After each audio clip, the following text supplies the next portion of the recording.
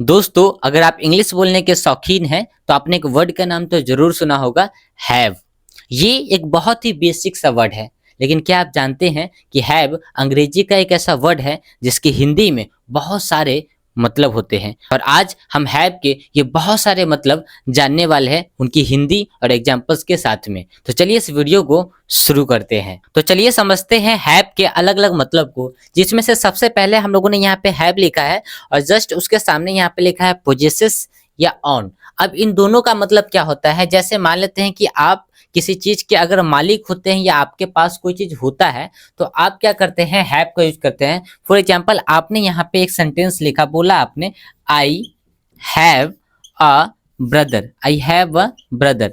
ठीक है, आपके पास क्या है? एक भाई है। तो वो कौन है? वो आपका अपना भाई है। ठीक है, जहाँ पे आप अधिकार दिखाते हैं, जहाँ पे कोई चीज आपका अपना होता है, जिस चीज के आप मालिक होते हैं। जैसे आपने यहाँ पे एक चीज और बताई, आपने यहाँ पे बोला कि आई हैव अ कार, मेरे पास एक कार है। तो आप उस कार के क्या है? मालिक है।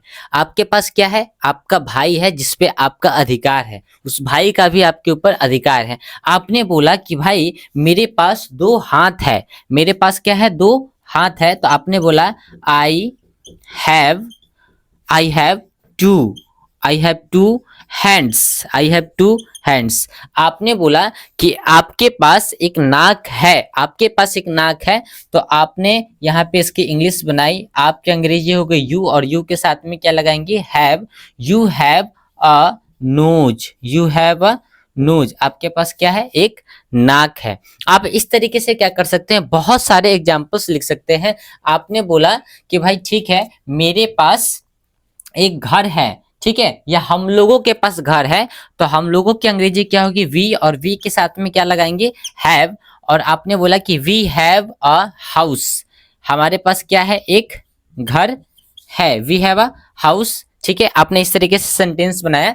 तो हमने सबसे पहला मतलब हैव का जाना कि अगर आपके पास कोई चीज होता है या आप किसी चीज के मालिक होते हैं तो आप उस कंडीशन में हैव का यूज करते हैं। ये सबसे पहला मीनिंग है। अब चलते हैं हम लोग अपने सेकंड मतलब के साथ में। तो चलिए समझते हैं हैव के सेकंड मतलब को। यहाँ पे लिखा है हैव और जस्ट यहाँ पे लिखा है ईट एंड ड्रिंक। आप जब भी खाना पीना कोई भी खाते हैं या कुछ भी खाते हैं या कुछ भी पीते हैं तो आप उस कंडीशन में हैव का यूज करते हैं। फॉर एग्जाम्पल, मैंने यहाँ पे पहले से लिख के रखा है, जिससे क्या है कि हम वीडियो को जल्दी जल्दी बना पाएंगे। ठीक है, यहाँ पे लिखा है I had coffee in the morning, मैंने सुबह में कॉफी पी थी। अब यहाँ पे आप लोग बोलेंगे सर आपने तो हैव के बारे में बोला और यहाँ पे हैड कैसे लिख दिया? तो यहाँ पे देखिए, आप हैव भी लगा सकते हैं, बट मैंने यहाँ पे बोला कि मैंने सुबह में कॉफी पी थी। अगर मैं रोज चाय पी या मैं रोज सुबह पीता हूँ तो इसीलिए मैंने यहाँ पे एक सेंटेंस आपको बना भी दिया है कि मैं जो काम रोज करता हूँ तो वहां पे मैंने हैव लगाया प्रेजेंट के लिए, और ये काम मैंने कंप्लीट कर लिया है। ठीक है, मैंने सुबह में कॉफी पी थी तो इसलिए यहाँ पे मैंने क्या लगाया? हैड लगाया है। I had coffee in the morning, मैंने सुबह में कॉफी पी थी। ठीक है, पहला सेंटेंस हमारा ये हो गया। आप हैड लगा के पास्ट की बातें भी बोल सकते हैं हैव के जगह पे। ठीक है, देन यहाँ पे सेकंड सेंटेंस हमने लिखा है सी इज हैविंग लंच, वह क्या कर रही है? वह लंच कर रही है। ठीक है, आपने फिर एक तीसरा सेंटेंस देखा कि कोई जूस पी रहा था। अब यहाँ पे जूस पीने के लिए हम लोगों ने एक सेंटेंस बनाया कि लेट्स हैव सम जूस, चलो जूस पीते हैं, या चलिए जूस पीते हैं। ठीक है, या चलिए जूस पिया जाए। आप भी क्या करते हैं? लोगों को बोलते हैं। लेट्स का मतलब क्या होता है? लेट्स का हम लोग वहां पे यूज करते हैं जहां पे हम कुछ लोगों को क्या करते हैं? किसी काम के लिए एनकरेज करते हैं या कुछ काम करने के लिए बोलते हैं। लेट्स हैव सम जूस, चलो कुछ चलो जूस पीते हैं। ठीक है, कुछ नहीं भी लगेगा, सम यहाँ पे इसलिए लगेगा कि चलिए भाई चल का थोड़ा जूस पीते हैं। ठीक है, अब यहाँ पे आपका नेक्स्ट सेंटेंस क्या लिखा है कि आई हैव, सॉरी यहाँ पे हमने दो बार हैव लिख दिया है। ठीक है, यहाँ पे एक हैव को हम लोग हटा देते हैं। I have breakfast at 8 AM, मैं सुबह 8 बजे ब्रेकफास्ट करता हूँ। तो हम लोगों ने देखा कि खाने पीने की जो भी चीजें होती हैं, ठीक है, जब भी हम कोई चीज खाते हैं या जब भी हम कोई चीज पीते हैं तो वहां पे हम हैव और हैड का यूज कर सकते हैं अकॉर्डिंग टू सब्जेक्ट और अकॉर्डिंग टू टेंस के हिसाब से और टाइम के हिसाब से। अब हम लोग समझते हैं हैव के तीसरे मतलब को। तो अब बारी है हैव के तीसरे मतलब की। यहाँ पे हम लोगों ने लिखा है हैव और जस्ट यहाँ पे सामने लिखा है सफर फ्रॉम इलनेस, यानी कि बीमारी होना। किसी भी बीमारी से अगर आप ग्रसित हैं तो आप क्या करेंगे, उस बीमारी को नाम बताने के लिए या उस समस्या का नाम बताने के लिए आप हैव और हैज का यूज करते हैं अकॉर्डिंग टू सब्जेक्ट के हिसाब से। जैसे यहाँ पे फॉर एग्जाम्पल हम लोगों ने पहला एग्जाम्पल लिखा है कि आई हैव अ कोल्ड, मुझे सर्दी है, मुझे सर्दी है। अब आपने बोला सी हैज अ फीवर, उसे बुखार है। ठीक है, यहाँ पे सब्जेक्ट के हिसाब से हमने हैज और हैव का यूज किया। आई है तो हमने यहाँ पे हैव लगाया, सी है तो हमने यहाँ पे हैज लगाया है, ये ध्यान आप लोग रखिएगा। यहाँ पे देखिए ही है तो हमने हैज लगाया है कि ही हैज डायबिटीज, उसे क्या है, डायबिटीज है। अब हमने यहाँ पे अगली लाइन देखिए, यहाँ पे दे लिखा है तो दे के साथ में हमने क्या लगाया है, हैव लगाया है। आई, यू, वी और दे के साथ में आप क्या लगाएंगे, हैव लगा देंगे। ठीक है, बाकी जितने भी सिंगुलर सब्जेक्ट होते हैं यहाँ पे हैव है ये, ठीक है, ई लगाया, और बाकी जितने भी सिंगुलर सब्जेक्ट है उनके साथ में आप हैज लगाएंगे। ठीक है, तो दे हैव अ हेडक, उनको यानी कि उन्हें क्या है, उनके हेडक है यानी कि उनके पास सिरदर्द है, यानी कि उनको सिरदर्द है। ठीक है, या वे लोगों के सिरदर्द है, उनको सिरदर्द है, इस तरीके से आप बोल सकते हैं। ठीक है, ठीक है, उन लोगों को सिरदर्द है या वे लोगों के पास में सिरदर्द है। ठीक है, अब यहाँ पे आपने बोला कि my father has high blood pressure, मेरे पिता को हाई ब्लड प्रेशर है। तो इस तरीके से आपने देखा कि अलग अलग बीमारी को बताने के लिए, जिस बीमारी से आप ग्रसित है उनको बताने के लिए आपने हैव का यूज किया है और हैज का यूज किया है अकॉर्डिंग टू सब्जेक्ट के हिसाब से। अब हम लोग चलते हैं अपने अगले मतलब की तरफ को, तो चलिए समझते हैं हैव के चौथे मतलब को। यहाँ पे लिखा हुआ है have,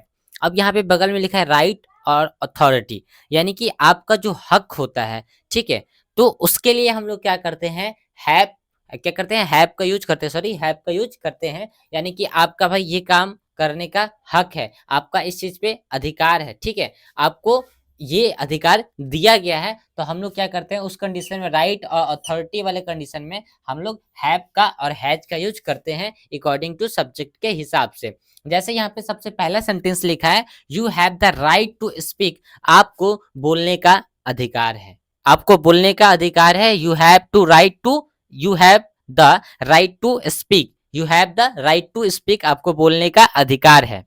everyone has the right freedom, ठीक है, everyone has the right to, sorry यहाँ पे टू छूट गया, राइट टू फ्रीडम, सभी को स्वतंत्र रूप से जीने का अधिकार है या सभी को स्वतंत्र रहने का अधिकार है, ये बातें हम बोल सकते हैं। ठीक है, everyone has the right to freedom, सभी को स्वतंत्र रहने का अधिकार है, सभी को स्वतंत्र रूप से जीने का अधिकार है, हम यहाँ पे लिव भी लगा सकते हैं। ठीक है, देन यहाँ पे अगला सेंटेंस लिखा है, I have the right to know the truth, मुझे सच जानने का अधिकार है। I have the right to know the truth, मुझे सच जानने का अधिकार है। ठीक है, आपको शिक्षा लेने का अधिकार है, आप इस तरीके से भी सेंटेंस बना सकते हैं। अब यहाँ पे अगला सेंटेंस लिखा है कि she has the authority to take decision, यानी कि उसे डिसीजन लेने का अधिकार है, उसे डिसीजन लेने की अथॉरिटी है। तो अथॉरिटी किसी को दी जाती है, यानी कि भारत के लोगों को बोलने की अथॉरिटी है और भारत के लोगों को बोलने का अधिकार है, स्वतंत्र रहने का अधिकार है, सच जानने का अधिकार है, डिसीजन लेने का हर किसी के पास अधिकार है, सभी को शिक्षा लेने का अधिकार है। ये सेंटेंस आप कमेंट बॉक्स में बना के बताइएगा कि मुझे शिक्षा लेने का अधिकार है या मुझे शिक्षा लेने की अथॉरिटी है। आप इस तरीके से एक सेंटेंस इंग्लिश में बना के मुझे कमेंट सेक्शन में बताइएगा। तो देखा आपने, इस वाले वीडियो में हम लोगों ने 4 मतलब को, यानी कि 4 मीनिंग्स को, जहाँ पे हैव का यूज होता है अलग अलग कंडीशन में बताने के लिए, तो हमने यहाँ पे 4 टॉपिक को कवर किया हैव के साथ में। आई होप कि ये वीडियो आपको अच्छी लगी, तो वीडियो को लाइक, सब्सक्राइब, और चैनल पे पहली बार है तो चैनल को सब्सक्राइब करिएगा, सॉरी, और इस वीडियो को ज़्यादा से ज़्यादा लोग के साथ में शेयर करिएगा।